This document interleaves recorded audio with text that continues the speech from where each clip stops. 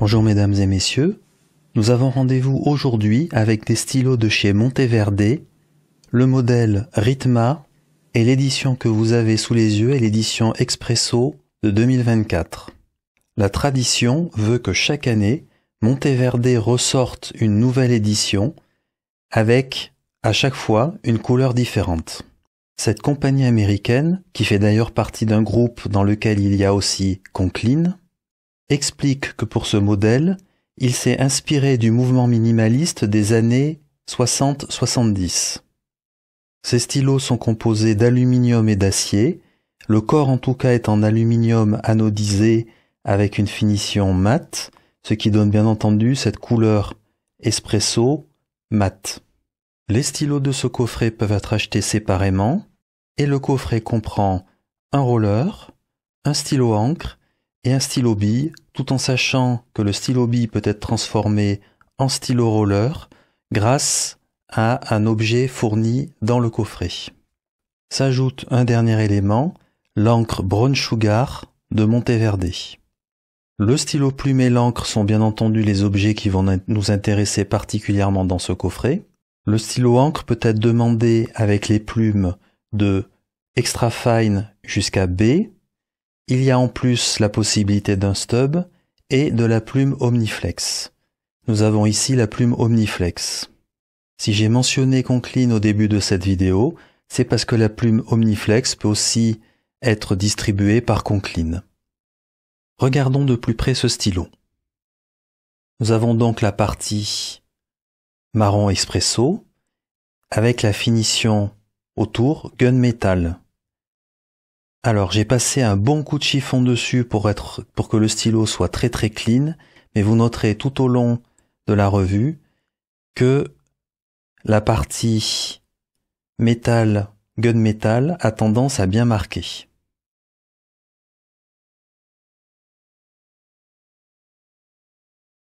C'est un stylo qui est très sobre, comme dirait Monteverde, minimaliste, mais en même temps très élégant. J'aime beaucoup cet aspect gunmetal avec le marron Nespresso, plutôt mat.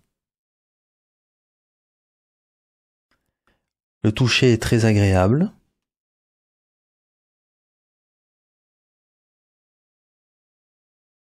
Du côté des embouts, c'est plat, ici, avec un léger creux du côté du capuchon.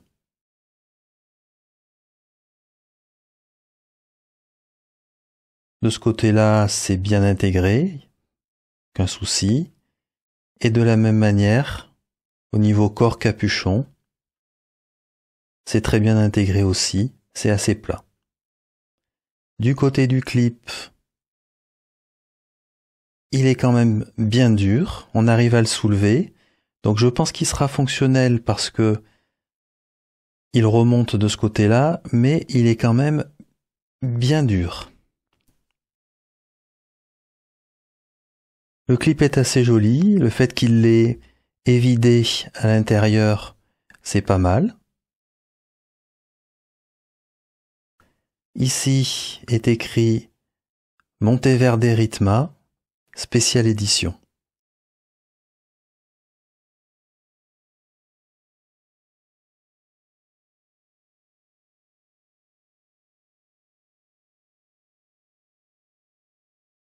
Très joli. Chose vraiment très intéressante et que j'aime beaucoup, c'est que le capuchon est magnétique. Et ça fonctionne impeccablement bien. C'est bien dosé, le capuchon est vraiment pile poil au niveau du grip. En résumé, il n'y a quasiment pas de jeu. Il y a juste ce qu'il faut pour que ce soit agréable et que ça coulisse bien. Vous pouvez le voir par vous-même. C'est extrêmement bien fait. Et de même, on peut mettre le capuchon à l'arrière et c'est aimanté. En résumé, vous ne perdrez pas le capuchon. Tout est fait pour. Pour moi, c'est du joli travail. C'est bien fait. Le grip est en continuité du corps, comme vous pouvez le voir ici. Il y a quand même une toute petite marche du revêtement, je dirais 1 mm, donc c'est très très faible, on le sent à peine, mais elle est quand même présente. Et le grip est bien entendu quand même un petit peu épais, puisqu'il est de la même épaisseur que le corps, approximativement. Donc, assez épais, mais par contre, je m'attendais à ce qu'il soit un petit peu glissant. Ce n'est pas le cas. Je trouve même qu'il agrippe un petit peu. Donc c'est très confortable, le fait que ça ne glisse pas, que ça fonctionne très bien, qu'on sente ici une zone un petit peu plate. Par contre, il faut bien noter que le grip est quand même assez épais. Jetons un coup d'œil à l'intérieur du stylo. Ici, il y a un joint. Du côté du pas de vis, c'est un petit peu...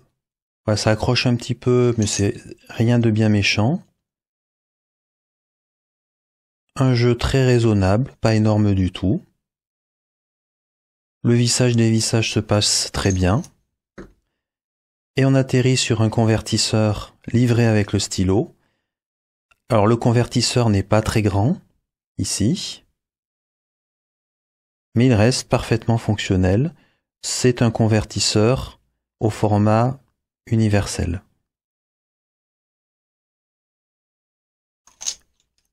Rejetons un petit coup d'œil du côté du grip. Pour la plume, cette plume est donc une Omniflex, couleur noire, ce qui est très sympathique avec le reste de la finition. Feed plastique. Nous reviendrons bien entendu sur cette plume Omniflex lors du test d'écriture. En tous les cas, elle a une apparence très jolie. Dernier point, le stylo est quand même assez lourd. Nous verrons ça lors de la pesée. Excusez-moi, je fais un petit peu de nettoyage car ce stylo prend les traces de doigts, mais au moins il se nettoie bien. C'est l'instant de la pesée. Au total, un peu plus de 50 grammes. Le capuchon qui est en acier, 18 grammes. Le corps, entre 34 et 35 grammes. Nous avons donc affaire à un stylo qui est plutôt lourd. Faisons-nous une idée de la taille du Monteverde Ritma. Ici, un Leonardo Momento Zero, un Lamy Safari, le Monteverde, et ici un Pélican M800. Ce que nous voyons, c'est que même si le Pélican M800 est un tout petit peu plus grand que les autres, il reste quand même de dimensions de longueur, je veux dire, très très similaires. Et au niveau des diamètres, le Lamy Safari et le Ritma sont relativement similaires, et les deux autres stylos, le Pélican et le Leonardo, sont quand même d'un diamètre un petit peu supérieur.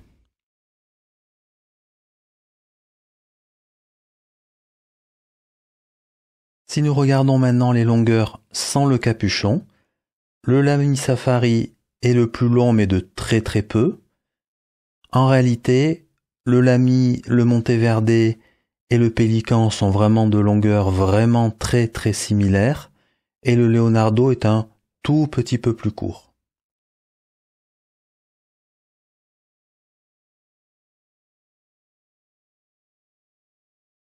Une fois posté, il n'y a pas non plus d'énormes différences entre ces stylos. On est vraiment sur des choses assez similaires, et quoi qu'il en soit, de toute façon, tous ces stylos sont assez longs, même pour des mains très grandes. Donc, il n'y a pas de problème de ce côté-là. On peut observer cependant les grippes, car le grip du Monteverde est tout de même assez important. Petite comparaison par exemple avec le Pélican M800. On peut voir que le Monteverde a un grip en réalité un petit peu plus gros que le Pélican M800. Mettons de l'encre et bien entendu, nous allons utiliser l'encre du coffret.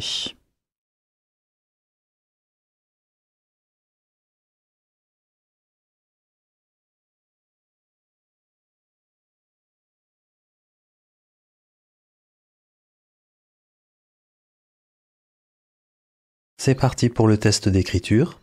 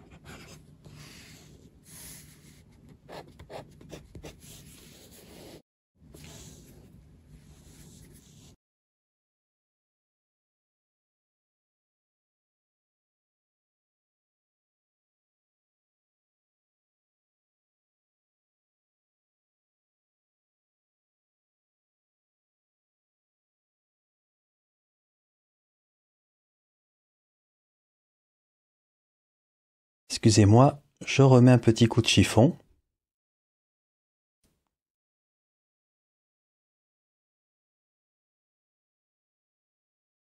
Voilà. Qu'est-ce que j'ai pensé de ce test d'écriture?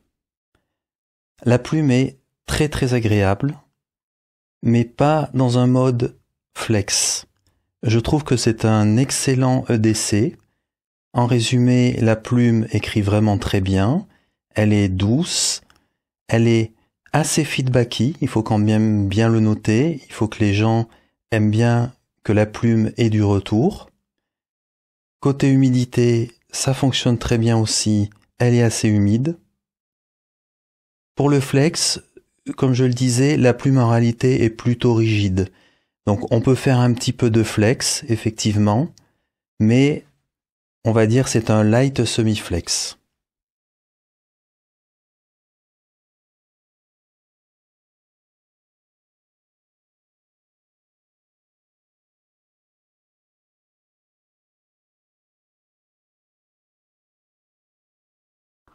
Voilà, tout ça pour dire qu'il faut pas trop compter quand même sur le côté flex, à part pour se faire un petit peu plaisir, un petit peu augmenter la taille des lignes, mettre un peu plus d'encre sur le papier.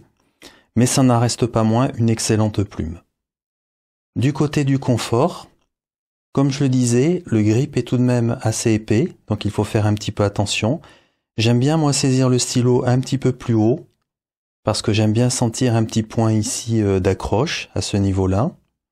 Globalement, il est assez confortable, mais il faut quand même se méfier du poids, car quand il est posté, il est tout de même assez lourd. 50 grammes pour une session un peu longue d'écriture, on commence un petit peu à avoir mal à la main au bout d'un certain temps. Le mieux sera donc d'éviter de le poster, ça fera toujours 16 grammes en moins. Voilà, pardon, excusez-moi.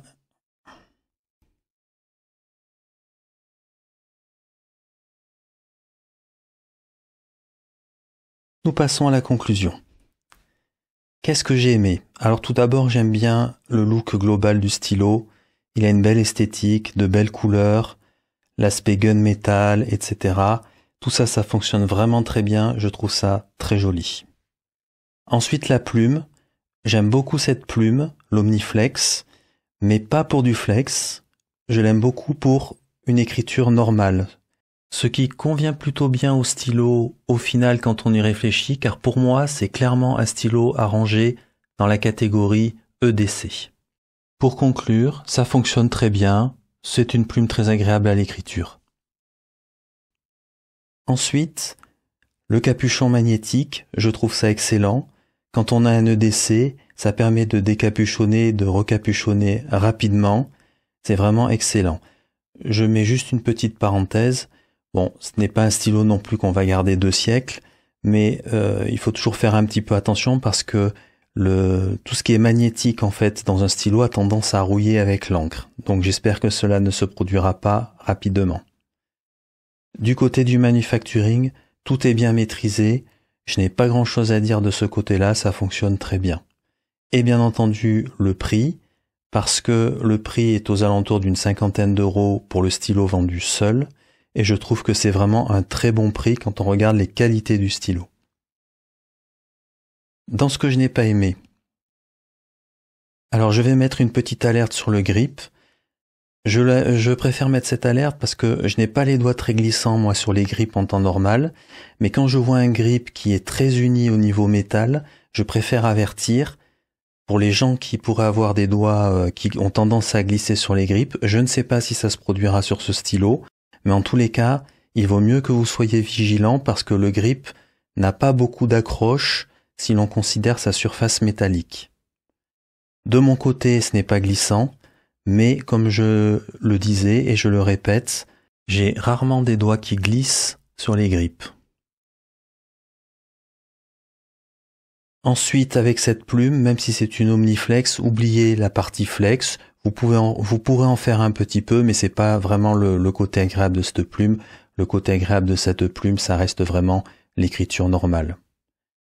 Ah oui, c'est vrai. Pensez à prendre aussi votre microfibre avec vous, parce que soyons honnêtes, vous allez quand même laisser un peu d'empreinte digitale sur ce stylo. Pas vraiment sur la partie de couleur expresso, mais sur toute la partie gunmetal. Bon allez, c'est vrai, j'exagère un petit peu, parce que c'est vrai que la couleur grise du gunmetal masque un petit peu tout ceci. Mais soyons honnêtes, si vous êtes un petit peu maniaque, il faudra souvent passer le chiffon.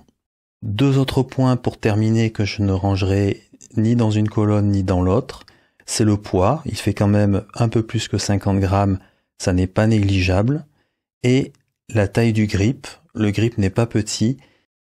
C'est pour ça que j'ai mis une alerte sur le fait que si des personnes ont des doigts glissants sur ce grip, il faut faire attention. Un grip épais, un stylo assez lourd et des doigts qui glissent sur le grip, ça ne pourrait rendre l'expérience d'écriture que difficile.